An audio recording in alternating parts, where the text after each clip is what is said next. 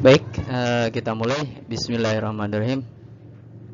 Pelajaran kali ini setelah kita mempelajari mengenai circulatory system, kemudian respiratory system, ini yang ketiga adalah nervous system, ya.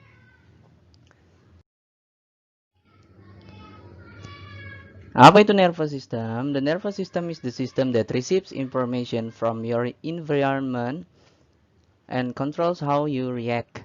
Jadi nervous system ini adalah sistem yang menerima informasi dari lingkungan kita dan mengontrol bagaimana respon kita ya gitu. Maksudnya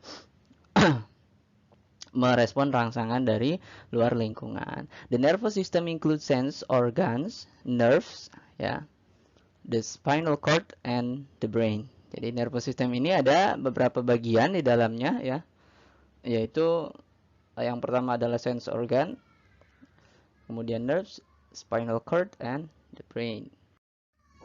Nah, bagian yang pertama dari nervous system adalah sense organ atau kita bisa sebut ini sebagai indera, ya, indera perasa, ya. Bisa kita lihat di sini nomor yang pertama adalah eyes, ya, untuk melihat.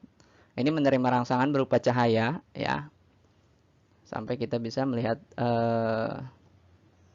benda-benda di sekitar kita. Kemudian ears to hear. Nah, ini ada telinga kita untuk menerima getaran-getaran yang bisa kita sebut dengan suara gitu ya.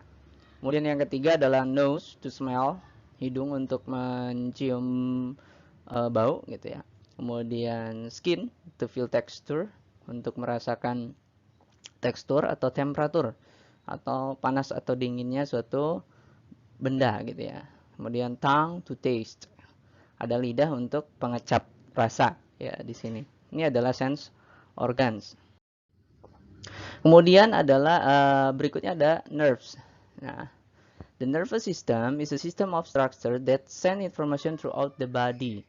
Ini bisa kita bilang sebagai syaraf ya. Nerves ini syaraf. Sistem syaraf ini adalah sistem yang memberikan informasi ke dalam tubuh kita. Seperti gini contohnya, misalkan kita dicubit. Nah, reaksi kita ketika dicubit pasti merasakan sakit. Atau misalkan ketika kita memegang air panas. Nah, ya. Kemudian mencium bau yang wangian, parfum gitu ya. Atau melihat suatu benda. Nah, ini diatur. Yang kedua adalah menggunakan syaraf. Nah, nerve cells are also called neuron. Sel-sel syaraf ini disebut juga sebagai neuron. Neuron pass messages throughout the body. Nah, neuron ini membawa pesan-pesan ke tubuh kita. Nah, bagaimana kita harus bereaksi gitu ya. Yang berikutnya ada spinal cord. Nah, spinal cord ini dalam bahasa Indonesia bisa kita sebut sebagai sumsum tulang belakang. Ya.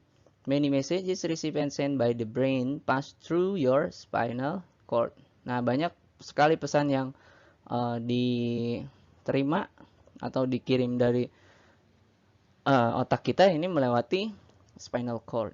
Jadi, ketika kaki kita misalkan tidak sengaja menginjak batu kerikil, nggak pakai sendal, padahal yang injaknya kaki, tapi yang merasakan adalah tubuh kita gitu semua. Nah, otak kita bekerja di sana. Nah, melalui apa? Spinal cord di sini. Nah, part of the spinal cord carry messages to brain. Ya, bagian dari sumsum tulang belakang ini membawa pesan-pesan ke otak. Nah, others carry messages from the brain. Jadi, yang lainnya membawa pesan dari otak kita. Bagaimana harus meresponnya gitu. Ya. Berikutnya adalah bagian terpenting dalam nervous system, itu adalah brain. Nah, the brain is the main organ or control center of the nervous system. Nah, organ yang paling penting ya dalam nervous system ini.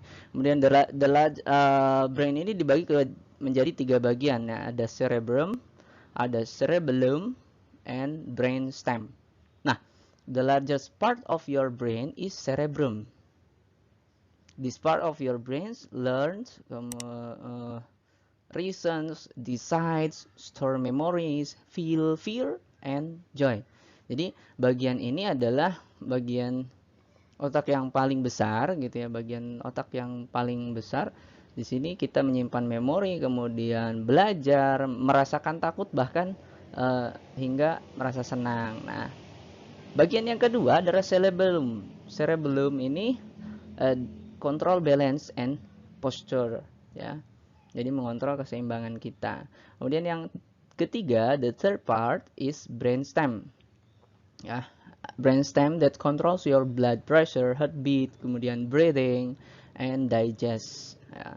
Jadi the brainstem ini ngatur tekanan darah kita, kemudian jantung kita berdetak, bernafas, dan mencerna makanan.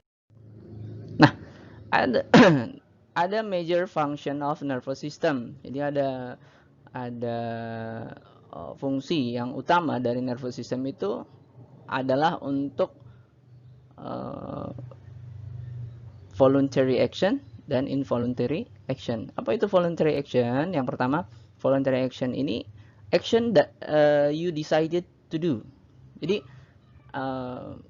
respon tubuh kita yang kita lakukan itu, kita berpikir dulu untuk melakukan hal tersebut. Contohnya chewing, mengunyah gitu ya, mengunyah makanan, kemudian walking, jalan, or talking, atau berbicara. Nah, kenapa kok chewing itu berpikir dulu kita? Coba kamu pikirkan, ketika tidak ada makanan, apakah kita mengunyah?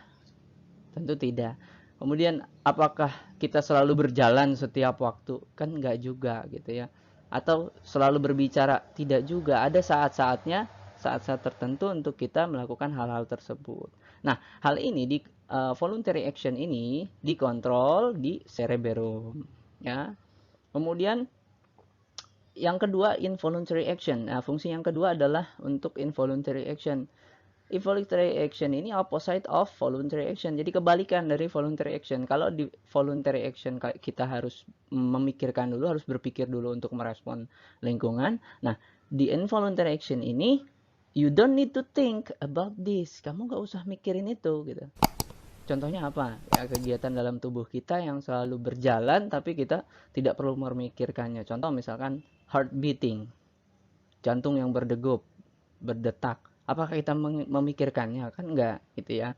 Kemudian breathing, ya, breathing, bernafas. Apalagi ya, yawning, nguap gitu ya, nguap, ngantuk nguap, tiba-tiba nguap gitu. Kita mikir dulu nggak mau nguap kan? Enggak kan ya. Terus apalagi ya, peredaran darah kita, digesting juga sama, mencerna makanan, itu pun nggak perlu kita pikirkan gitu lah.